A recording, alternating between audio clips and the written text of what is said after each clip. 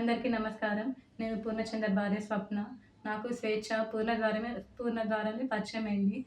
Friends అని మాత్రమే తెలుసు నాకు. రిలేషన్ ఉందని నాకసలు తెలీదు. ఈ రిలేషన్ గురించి కూడా నాకు తెలిసింది స్వేచ్ఛ ద్వారానే. తను నాకు ఫోటో పెట్టడం ద్వారా తెలిసింది.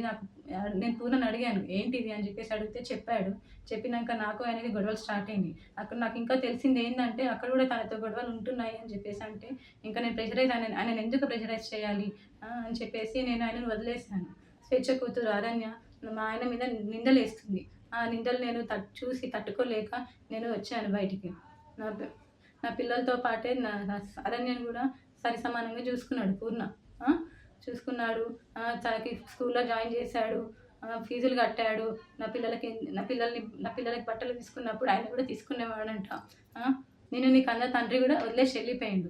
ఎళ్ళిపోతే గూడా పూర్ణ ఆ స్థానం తీసుకున్నాడు. కన్న తండ్రి కన్నా ఎక్కువనే చూసుకున్నాడు. నా కూతుర్ని ఎలా అయితే చూసుకున్నాడో నిన్ను గూడా అలానే చూసుకున్నాడు అరణ్య. కానీ నువ్వు ఇలాంటి నిందలు వేయడం కరెక్ట్ కాదు. ఆ!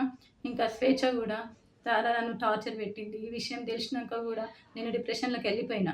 ఎళ్ళిపోతే నన్ను పూర్ణ కాశీకి తీసుకెళ్ళాడు. కానీ మైండ్ రిఫ్రెష్‌మెంట్ కోసం తీసుకెళ్తే అక్కడ గూడా ఫోన్ చేసి సతాయించింది. "ఎందుకు తీసుకెళ్తున్నావు? ఆమె ఎవరని చెప్పేసి నువ్వు తీసుకెళ్తున్నావని" సతాయించింది. ఆయన ఫోన్ లిఫ్ట్ చేయకపోతే నా ఫోన్‌కి చేసి సతాయించింది.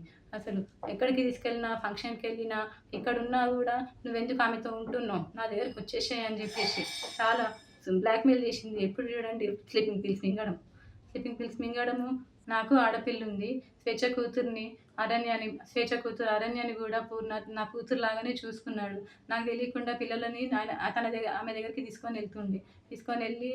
తీసుకొనెళ్ళి ఆడిపిస్తుంటే ఆహ్, వచ్చేవాడు. తర్వాత నాకు నా పిల్లలు చెప్పారనమాట. "అమ్మ ఒక అక్క దగ్గరికెళ్ళి ఆడుకుంటున్నాను. ఒక ఆంటీ ఉన్నది.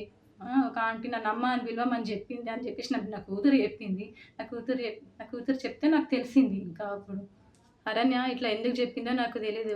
తన వెనకాల ఎవరుండి చెప్పిస్తున్నారో గూడా నాకు తెలీదు. కానీ ఇవన్నీ చేయొద్దు అరణ్య నువ్వు. మా ఆయన మీద నాకు నమ్మకం ఉంది. ఆయన అంత చెడ్డ మనిషి కానే కాదు. ఇంత చేరదీసిండు నిన్ను. అరణ్య, నిన్ను మీ మమ్మీని ఇంత చేరదీసినా గూడా నా బతుకుని మీ మమ్మీ ఏం చేసిందమ్మా? తీసుకుపోయి మమ్మల్ని రోడ్డు పాలు చేసేసింది. ఇప్పుడు నా జీవితము ఏంటి? నా పిల్లల భవిష్యత్తు ఏంటి అరణ్య? నాకు కోర్ట్ మీద నమ్మకం ఉంది. మా ఆయన నిర్దోషి.